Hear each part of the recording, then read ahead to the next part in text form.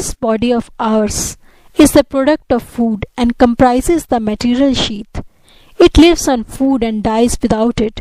It is a mass of skin, flesh, blood, bones, and filth, and can never be the eternally pure, self-existent Atma. It does not exist prior to inception or posterior to dissolution, but lasts only for a short, intervening period. Its virtues are transient, and it is changeful by nature. It is manifold, inert, and is a sense object like a jar. How can it be one's own self, the witness of changes in all things? The body consisting of arms, legs, etc. cannot be the Atma, for one continues to live even when particular limbs are gone, and the different functions of the organism also remain intact. The body which is subject to another's rule cannot be the self, which is the ruler of all. That the Atma as the abiding reality is different from the body, its characteristics, its activities, its states, etc., of which it is the witness, is self-evident. How can the body, being a pack of bones covered with flesh full of filth and highly impure, be the self-existent Atma, the knower which is ever distinct from it? It is the foolish man who identifies himself with a mass of skin, flesh, fat, bones, and filth, while the man of discrimination knows his own self, the only reality that there is, as distinct from the body. The stupid man thinks he is the body. The book-learned man identifies himself with a mixture of body and soul, while the sage, possessed of realization due to discrimination, looks upon the eternal Atma as his self and thinks, I am Brahman. O foolish person, cease to identify thyself with this bundle of skin, flesh, fat, bones, and filth, and identify thyself instead with the absolute Brahman, the self of all, and thus attain to supreme peace. As long as the book-learned man does not give up his mistaken identification with the body, organs, etc., which are unreal, there is no talk of emancipation for him, even if he be ever so erudite in the Vedanta philosophy. Just as thou dost not identify thyself with the shadow body, the image body, the dream body, or the body thou hast in the imaginations of thy heart, cease thou to do likewise with the living body also. Identifications with the body alone is the root that produces the misery of birth, etc., of people who are attached to the unreal. Therefore destroy thou this with the utmost care. When this identification caused by the mind is given up, there is no more chance for rebirth. The prana with which we are all familiar, coupled with the 5 organs of action, forms the vital sheath, permeated by which the material sheath engages itself in all activities as if it were living.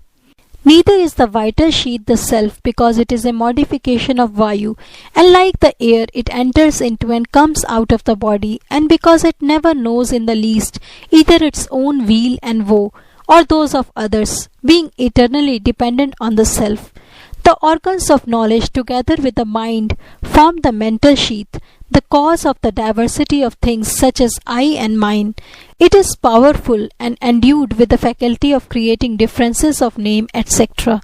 It manifests itself as permeating the preceding, that is the vital sheath. The mental sheath is the sacrificial fire which, fed with the fuel of numerous desires by the 5 sense organs, may serve as priests and set ablaze by the sense objects which act as the stream of oblations, brings about this phenomenal universe. There is no ignorance, avidya, outside the mind. The mind alone is avidya, the cause of the bondage of transmigration. When that is destroyed, all else is destroyed, and when it is manifested, everything else is manifested. In dreams, when there is no actual contact with the external world, the mind alone creates the whole universe, consisting of the experiencer, etc. Similarly, in the waking state also, there is no difference. Therefore, all this phenomenal universe is the projection of the mind. In dreamless sleep, when the mind is reduced to its causal state, There exists nothing for the person asleep, as is evident from universal experience. Hence, man's relative existence is simply the creation of his mind and has no objective reality.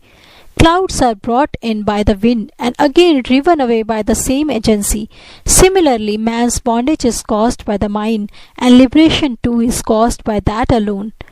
It first creates an attachment in man for the body and all other sense objects, and binds him through that attachment like a beast by means of ropes. Afterwards, the same mind creates in the individual an utter distaste for these sense objects as if they were poison, and frees him from the bondage. Therefore, the mind is the only cause that brings about man's bondage or liberation. When tainted by the effects of rajas, it leads to bondage, and when pure and divested of the rajas and tamas elements, it conduces to liberation. Attaining purity through a preponderance of discrimination and renunciation, the mind makes for liberation. Hence, the wise seeker after liberation must first strengthen these two. In the forest tract of sense pleasures, there prowls a huge tiger called the mind. Let good people who have a longing for liberation never go there. The mind continually produces for the experiencer all sense objects without exception, whether perceived as gross or fine, the differences of body, caste, order of life and tribe, as well as the varieties of qualification, action, means and results, deluding the jeev, which is unattached pure intelligence, and binding it by the ties of body, organs and pranas. The mind causes it to wander with ideas of I and mine amidst the varied enjoyments of results achieved by itself. Man's transmigration is due to the evil of superimposition, and the bondage of superimposition is created by the mind alone. It is this that causes the misery of birth, etc., for the man of non-discrimination who is tainted by rajas and tamas. Hence, sages who have fathomed its secret have designated the mind as avidya or ignorance, by which alone the universe is moved to and fro like masses of clouds by the wind. Therefore, the seeker after liberation must carefully purify the mind. When this is purified, liberation is as easy of access as a fruit on the palm of one's hand. He who by means of one-pointed devotion to liberation roots out the attachments to sense objects, renounces all actions, and with faith in the real Brahman regularly practices hearing, etc., succeeds in purging the rajasic nature of the intellect. Neither can the mental sheath be the Supreme Self, because it has a beginning and an end, is subject to modifications, is characterized by pain and suffering, and is an object, whereas the subject can never be identified with the objects of knowledge.